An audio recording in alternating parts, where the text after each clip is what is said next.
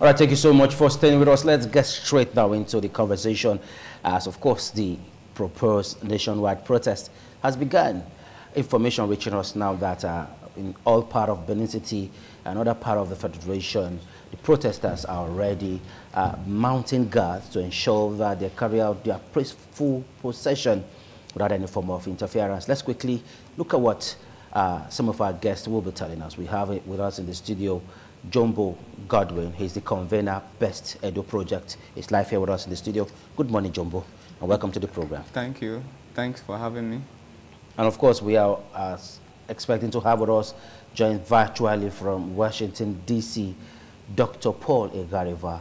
He's a public affairs analyst. Good morning, Dr. Paul, and welcome to the program.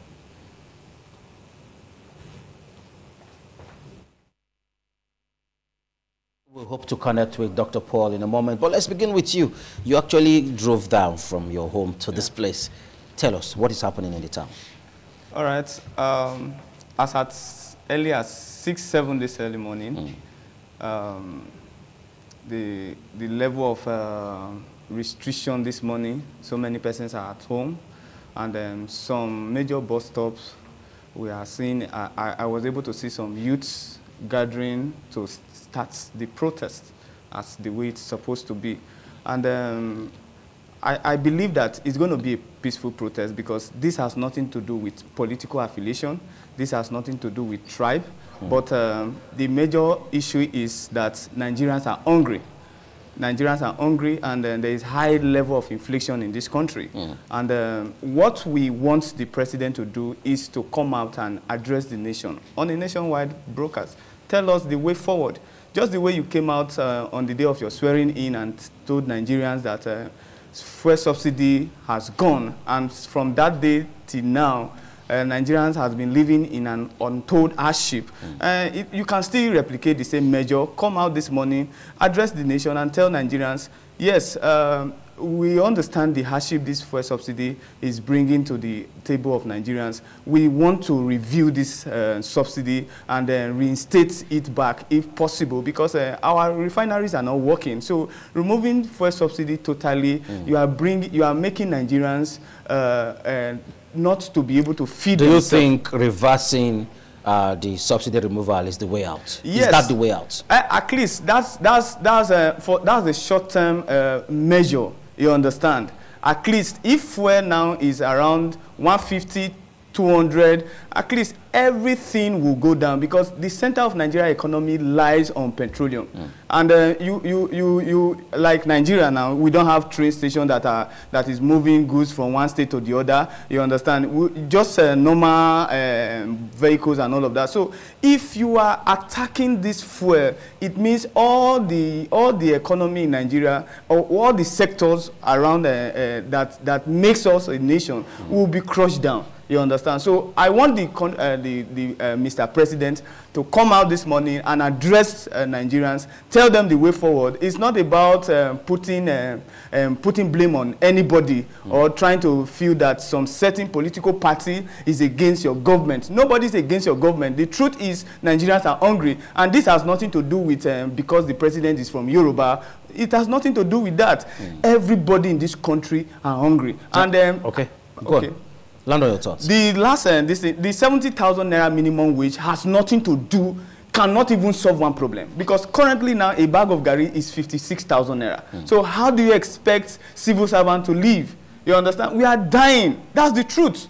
And the president needs to come out and say something. Apart from the president, why I'm saying this thing is that the protest should not be channeled like it's APC that is bad. No, this has to do with all the people that we voted for, both APC, PDP, Labour Party. They are not accountable. They are not living up to expectation. So it has nothing to do with political. So it doesn't have to do with the current party in power. It has nothing to do with that is the misconception here. No, it has nothing to do with the current party in power. It has to do with everybody that we voted for. Because you will not tell me that state governors are not receiving allocation. What are they using this allocation to do? Like in Edo State now, we are buying garri 56,000 naira. Can't the state government come up and subsidize foodstuff? Can't the state government come up and organize farmers, give them fertilizer, help them in their local production, so that it will reduce the cost of hunger in the state? So it's a general factor. All right, okay, quickly, let's see now if we still have Dr. Paul online, who is joining virtually from the United States, Washington, to be precise. Good morning, Dr. Paul, and welcome to the program. Good morning. How you doing? I'm doing fine. It's good to see you. Happy New Month. Yeah, thank you. Same to you. All right, now walk us through, Dr. Paul. You have a good heart for your country, Nigeria, though you've been offshore for so many years now. Looking at the current policies of this administration, do you think there should be a reversal in some of the policies, or should the government just keep asking the citizens to be patient with them? Well, I would hope that at this point there's been a serious review of the policies that have been so far implemented to look at what has worked and what has not been working.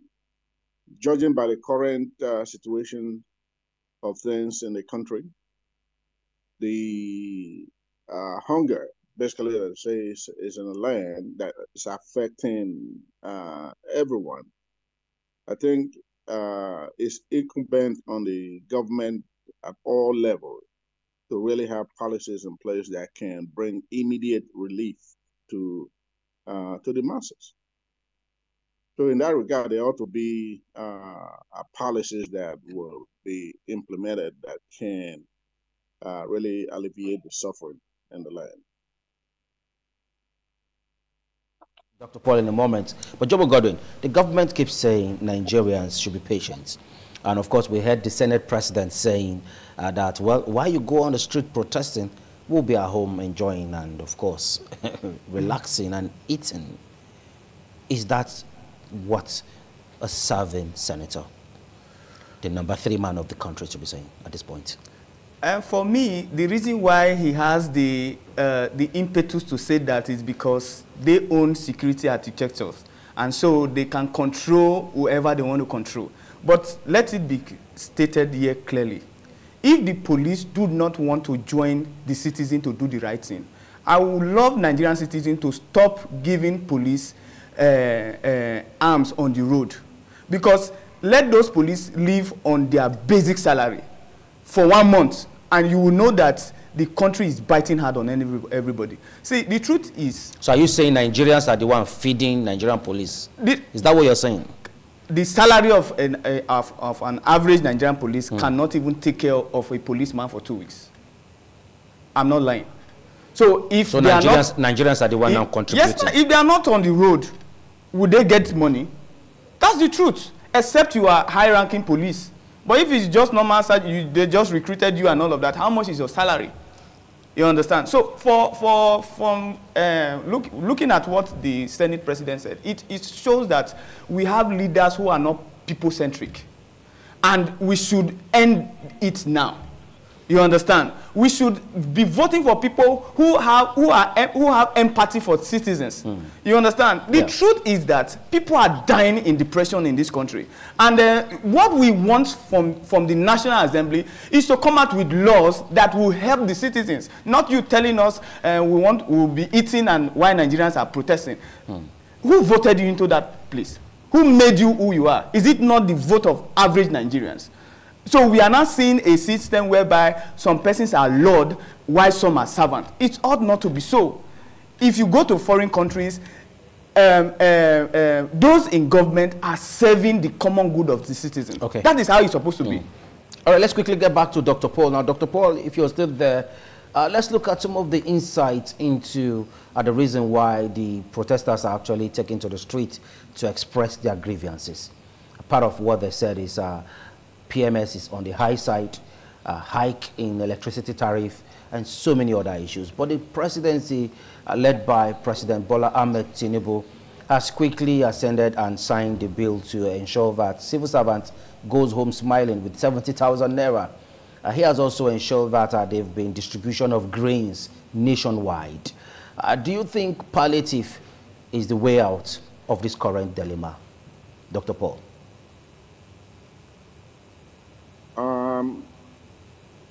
I think that where it might bring some relief, it's not a sustainable way of addressing the problem in the land. In fact, the palliative itself, from what I have read and seen on the internet, does not really filter to the people. And in fact, the channels that they are even using to distribute it does not ensure that those that really need these items get them and in a timely manner.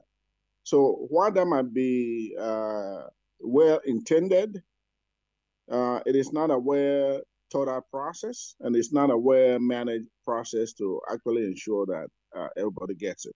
Even when they do, how long can people be sustained by a bag of rice, 5 kg bag of rice or whatever? So that's really not a sustainable approach to the problem. In fact, they ought to go back to the drawing board and look at those issues that are really creating some of the problem, like the insecurity. Why are people not able to go to the farms anymore? Why has these security challenges not been addressed and addressed decisively? Why should the marauding herdsmen, those term herdsmen, when they are really terrorists, should still have the opportunity to carry out mayhem on innocent citizens that are going about their daily businesses, to the point where the people in the villages are no longer going to the farm?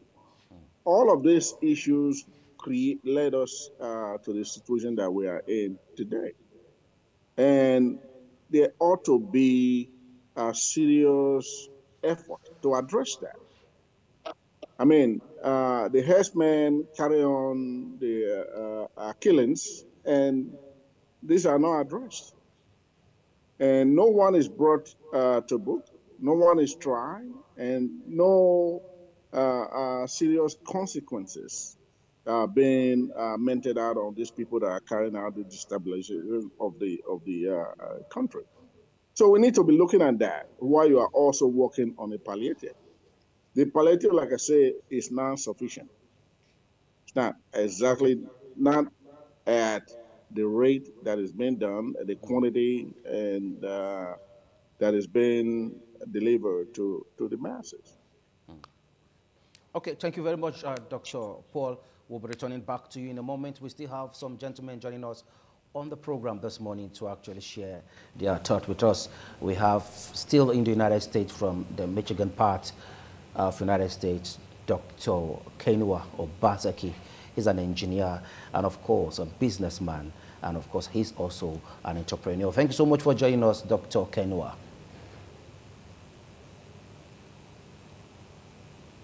Thank you. Thank you for having me. It's always a delight to have you still in the city of power. I just wanted to be in here at 3 o'clock. 3 hour time, which is 8 o'clock Nigerian time, right? So it's 3 a.m. there now? Yes. Oh, so sorry for the inconvenience. Okay, thank you. No Different problem, time zone. problem.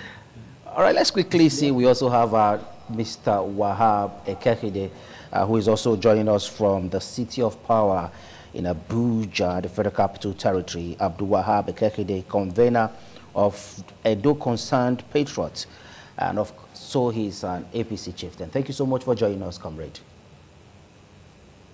Thank you. Good morning, and good morning, Nigerians. Sorry, I've been finding it difficult. Network is not so good in my house, so I had to come back into my car. That's why I'm talking from the car right away, right now. All right, it's fine. If the reception is better there, it will be okay for the conversation.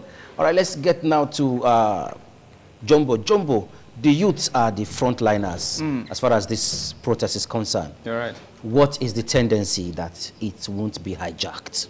Yeah, if the youth allow politicians to hijack the process, then everybody should just go home and sleep. This is not time for politicians to give you 5 million or 2 million and you send your gangs to come and hijack the process. You understand? The truth is every Nigerian youth needs to be well positioned, positively engaged. So we should not allow ourselves to be given by politicians who are running by their own self-interest. You understand? Youths of Nigerians should not allow politicians to hijack this process. You understand? And I want to call on security agency, those youths who want to go and smuggle government properties, burn down people's shops, and then do all manner of manners. Our security agency should arrest those people.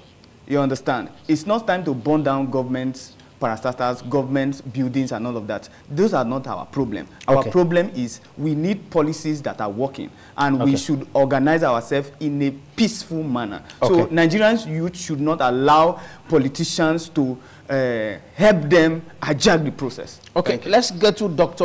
Kenua Obaseki now. Dr. Kenua Obaseki, you are a business expert, a businessman, and an entrepreneur. Let's hear your thoughts. Nigerians are on the street this morning expressing their grievances against this government. You've been one person that have been preferring solutions to so many issues as far as this government is concerned. What says you? Youths and Nigerians are on the streets protesting against bad government. Yeah, thank you for having me. This should be expected. If you don't expect the youth to protest, what else do you want them to do? Because there is starvation in the country, no doubt about that. And the trajectory is not there, that the government is trying to address the problem. And if they don't see any solution forthcoming, and it's going to be chaos.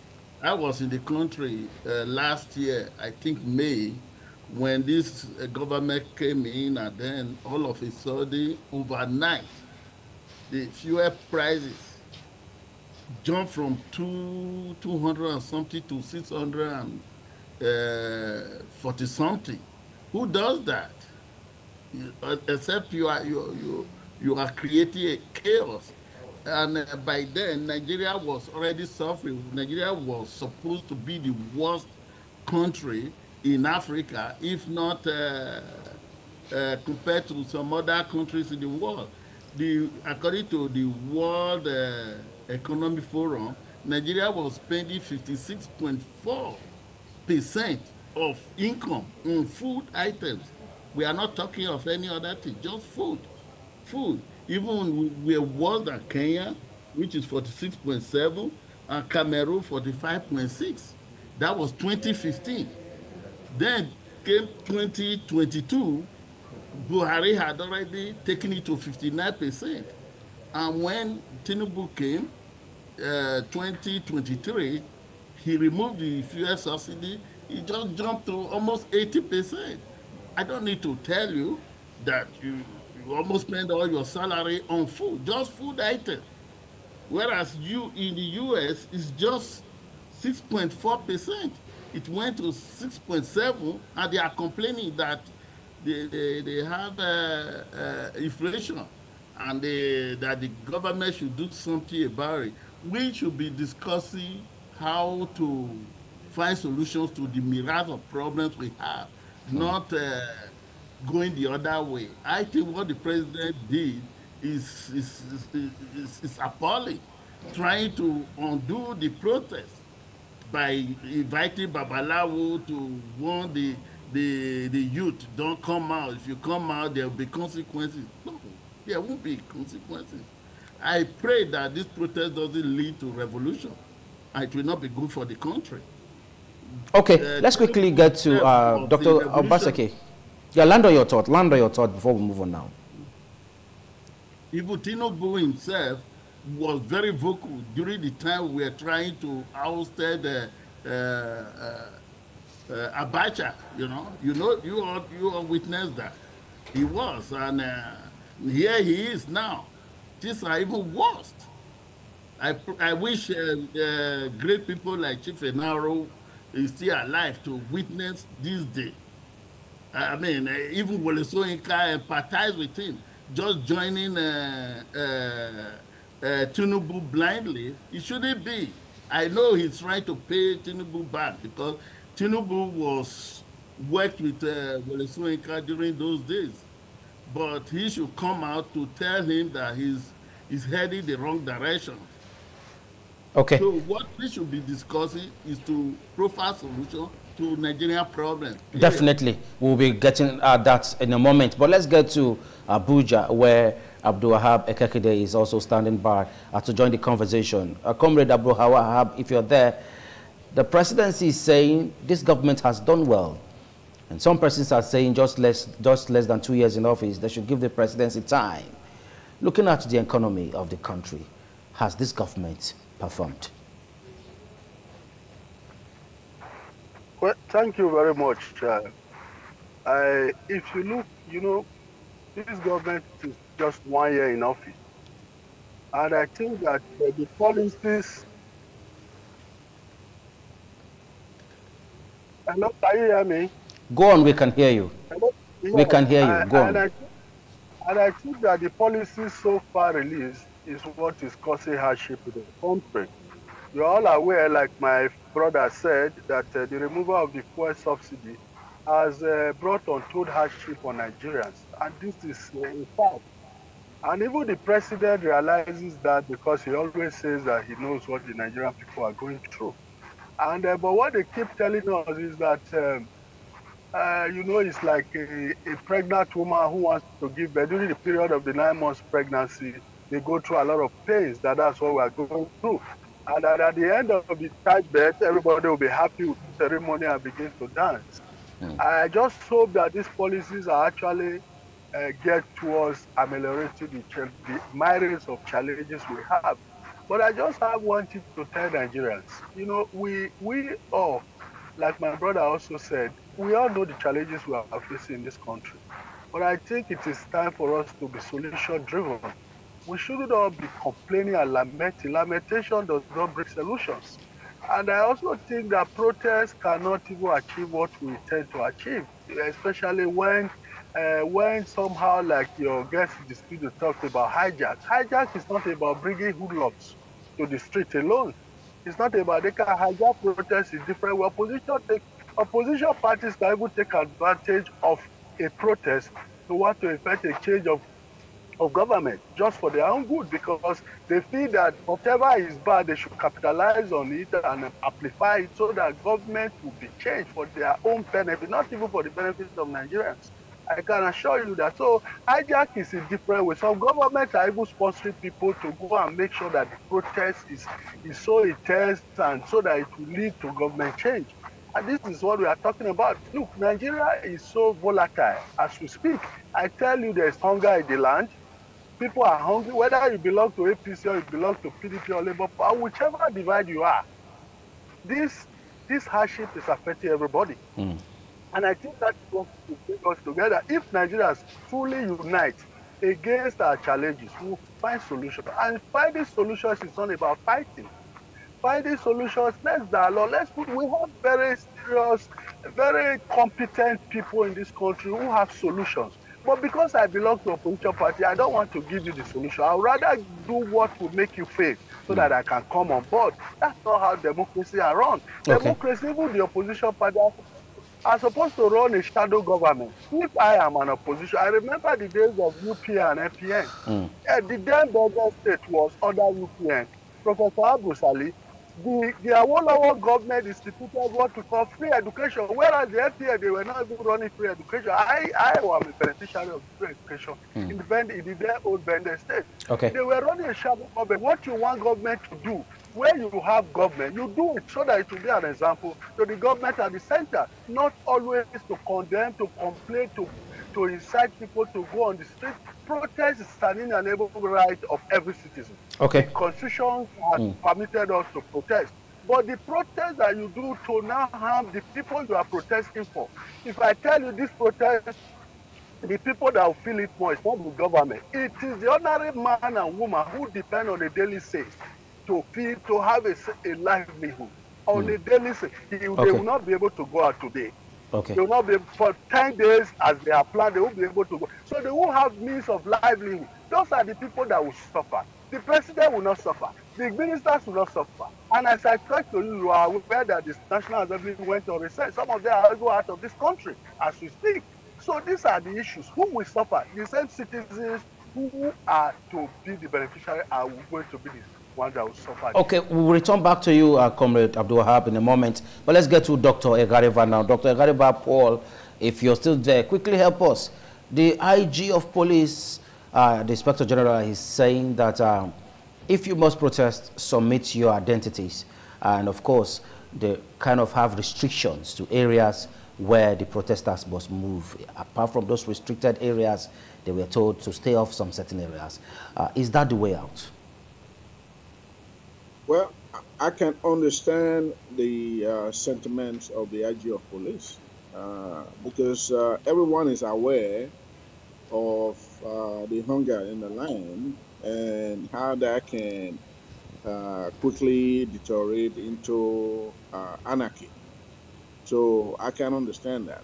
But I don't think that that is really what the priority should be. I think the priority and his concern should focus on protecting those who are going to be protesting and ensuring the safety of everyone concerned. Now, the protesters have outlined their strategy, and it's going to be a peaceful protest. In fact, um, Nigeria is not alien to protest. As far back as 1929, 1947, protest was led by the women. The women in the East in 1929. In 1947, the women in the South were led by the late Mrs. Rasom Kuti, just based on some of the policies of the colonial government at the time, not listening to the people. But otherwise, Nigerians are very malleable people. If you have good governance and you are a listening government, it'll be easy, to have these people managed without disturbance. But where the people feel that the government is not listening, the situation is worsening by the day, you should expect that they're going to protest. In this case, there is assurance that it's going to be a peaceful protest. I think the IG ought to worry about, ensuring safety of all concerned. The people that may not be protesting, the people that will be minding their own affairs in their homes, ensure that there is no looting, ensure there are no miscreants, will capitalize on the opportunity to vandalize or destroy personal or government property, which should not be the case. We want to make sure that this process does not lead to a revolt. In fact, that becomes very volatile and it will not satisfy anyone, government or the people. At the end, everybody will lose. But the government at this point ought to be listening. They ought to implement immediate policies that will address the need of the people, like I spoke about earlier. Why do we still have food insecurity in the country? Why has the banditry not been checkmated? Why are people not brought to book for maiming and killing, and we go about our business as nothing's wrong in the country? The insecurity is largely a reason why we have food insecurity in the land. Okay. Like I said, people are not able to go freely to their farms in the villages because we had accounts where the herdsmen, we are told, kill indiscriminately, and they never brought to book. Okay. And no one seems to really have a lasting solution to this. This should be some of the serious initiative that the government should be embarking on. Okay. All right, let's quickly get to Dr. Obaseki. Thank you very much, Dr. Paul. Let's get to Dr. Obaseki now. Give us solutions now. You have been vocal when it has to do with way out of these current economic challenges. Help us now. What should the government do at this point? Dr. Kenwa Obaseki. The government should do, there are two things the government should do. One, embark on massive agriculture. Do exactly what Ogbemudia did 1967 when he liberated Midwest. I personally invited him to Boston during Edo Summit, and I invited him to give a presentation on infrastructure. Instead, he recommended agric, and that was what I was presenting. When Ogbemudia liberated Midwest, he started what you call this Agbede farm, miles and miles, and flooded, had this Midwest food production. Midwest food production because people are hungry. Nigerians are not demanding any other thing. They want to be able to buy rice at 1,000 naira, whatever it is, not 100 or 200 times the prices.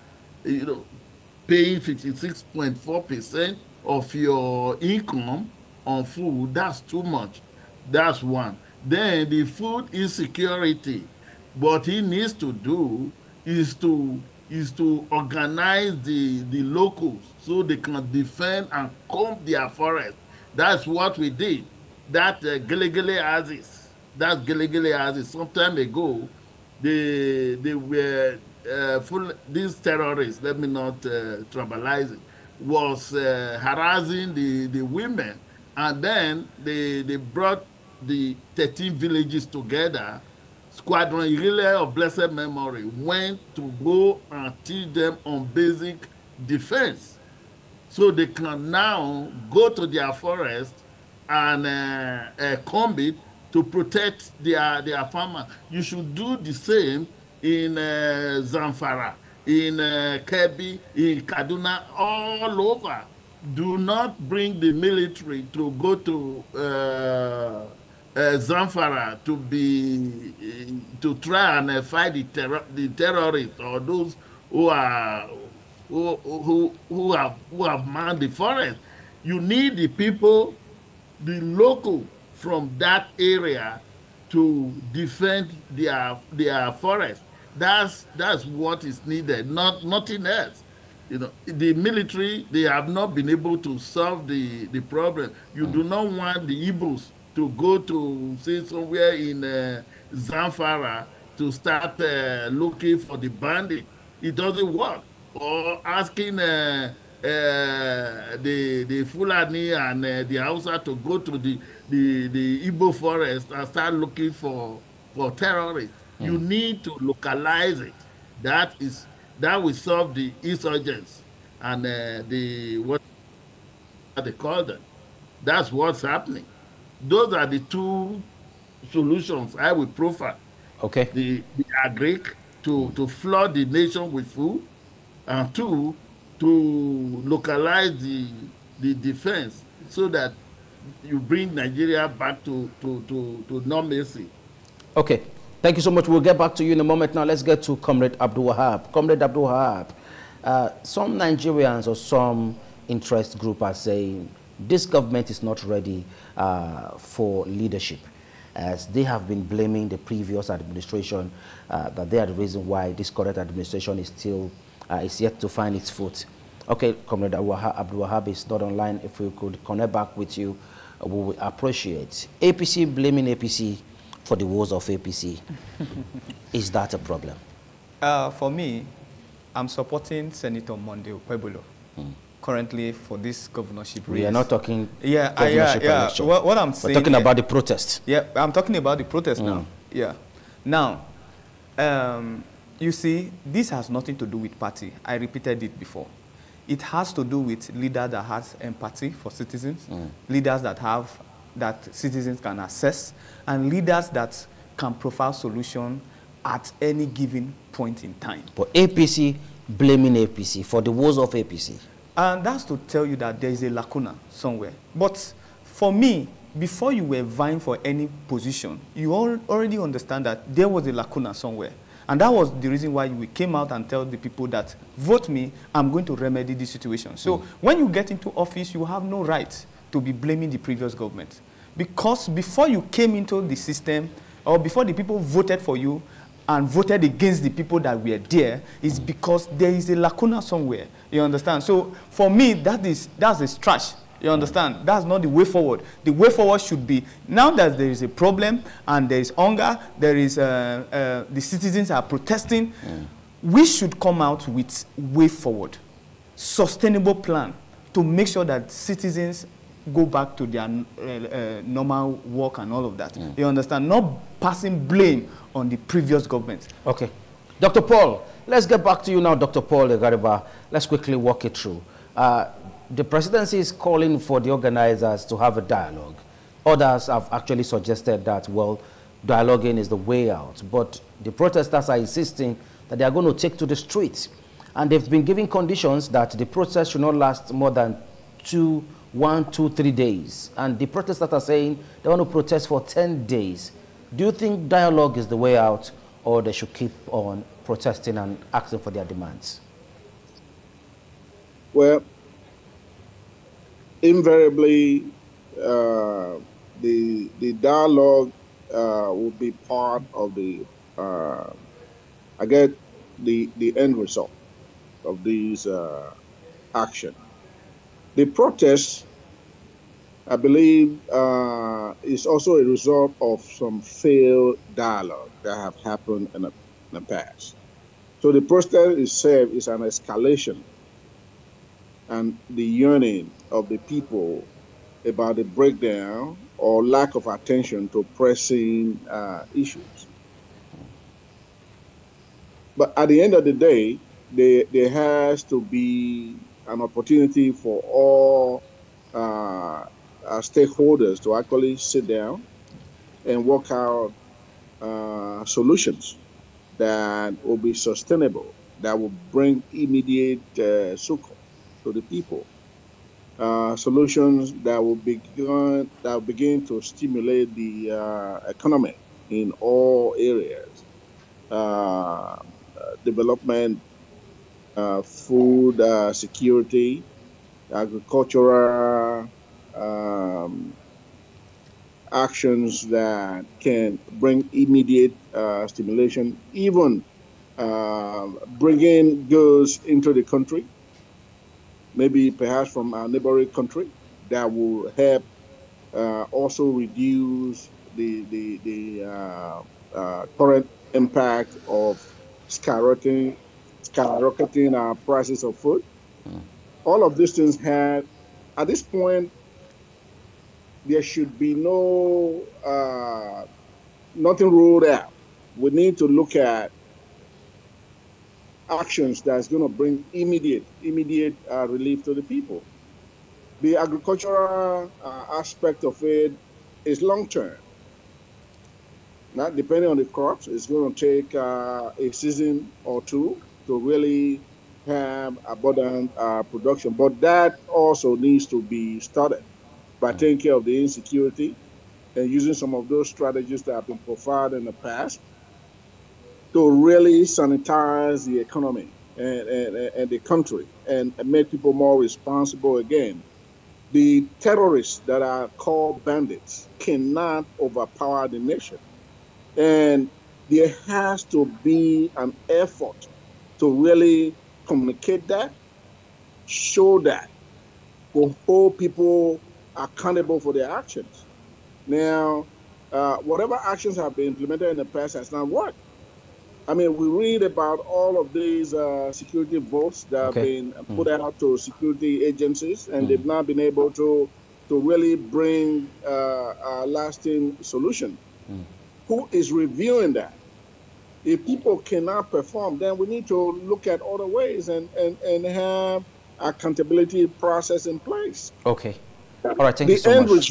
The end result and the expected result should never change. Okay. We have to have people in place that can deliver on those terms. Okay, talking about having people in place. Conversations that that ought to be at the table when they are having this.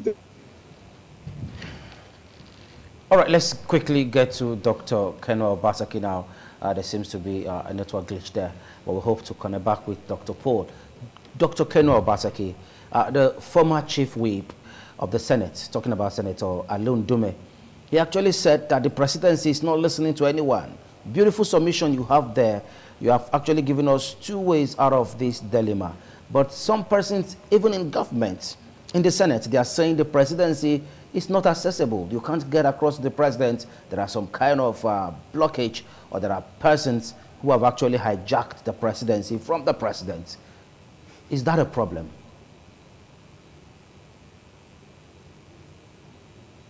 Dr. Obasaki. Oh, are you talking to me? We are with you. What was the question? Good. The former chief whip has actually, he came out on national television to say that the president is not accessible. Now, you have actually given us good ways out of the problem. You said we should go back to agriculture, and you talked about the other policy you made mention of. But some persons, even in government, they are saying the president is not accessible. Isn't that a problem? That's a problem. That's a problem. You can only provide solution to somebody who is accessible to you. Yeah, but before we move on, you know, I also empathize with the president because the Buhari actually damaged the nation before handing over to President Tinubu. Say, let's take the oil leases that Buhari signed out, long-term oil leases that cannot be rekindled because agreement is agreement. So that Dangote has to go and import oil from outside. That's a additional cost. You know, the president ought to have seen this, that yes, there's nothing he can do. If Dangote wants crude oil today, he cannot get it from Nigeria because the contract, the leases have been, they have been signed out against future revenue, you know, meaning that they cannot they cannot undo those contracts, and that is added cost. What Tinubu should have done when he took over is to assign new oil field to Dangote, even help him get loan so that he can start drilling. It doesn't make sense for our refinery to go outside and then import crude. That's one. And then the demands of the protesters, they are unreasonable, asking for increase in salary to 250,000 naira a month, or even so I had a million a month. Those are unreasonable. As I said, if you flood the nation with food, they agree. Did exactly what Ubemudia did. You don't need to even increase salary beyond 30,000, that minimum wage, too. And then I do not also see the president addressing the nation on what he intends to do, how he intends to solve the problem. We saw what happened in Kenya. The President Ruto, he broke down. He has been appealing to his people to come, and where he was wrong, he admitted, you know. And but President Tinubu is not doing that, and instead they are trying to tribalize this whole protest, which is wrong.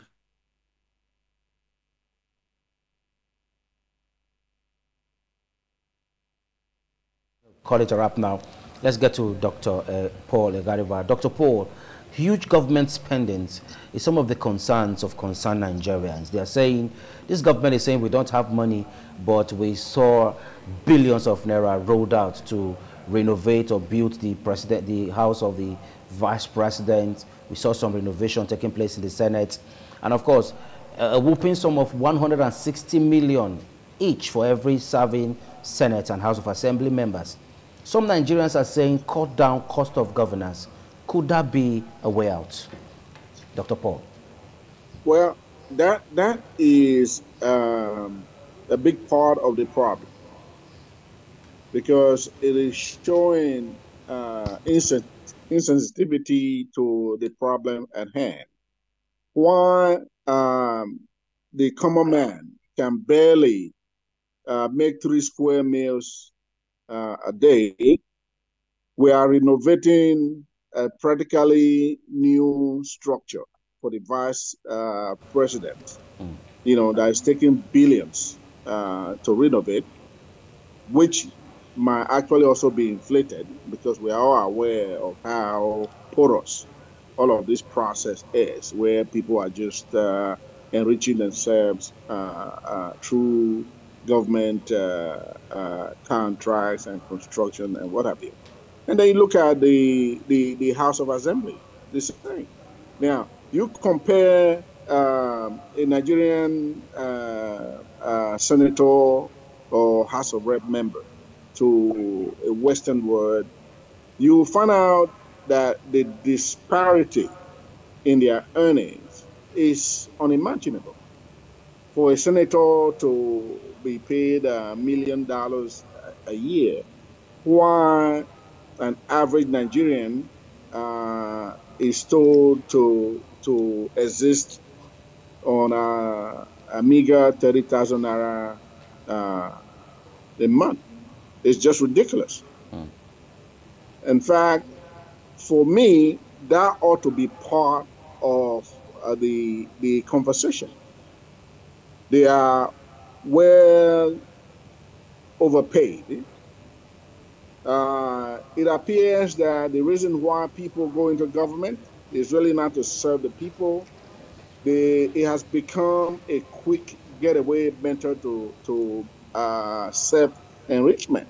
Okay. And that is what is happening. This has to be taken of at all levels, even at the state level, where the governors, after they have spent years plundering the state resources, okay, when they leave, they are entitled to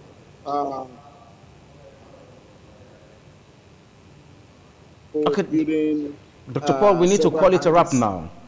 We need to call it a wrap to go to Lagos now and have a feel of what is happening in Lagos, Dr. Paul. You've landed on your thought. Yeah. Again, what I'm saying is that, yes, we are running a very overblown budget at all levels, from the presidency to the local government. All of those ought to be at the table for review. Thank you so much, Dr. Paul. I'm afraid this is how far we can go because we need to take other segments. As far as the protest is concerned, we are covering it nationwide. And as you can see on the screen, we're actually giving you insight of what is happening in Lagos. And in a moment, we'll be joining Goje Horia to tell us what is happening in Lagos and other parts. Thank you so much, Dr. Paul Egariva, and of course, Dr. Kenwa Obaseki for joining. Comrade Ekakide Abdul Wahab, though your network didn't pull you through. And of course, Jumbo Godwin, we appreciate you, gentlemen. Thank you very much. Thank you very much.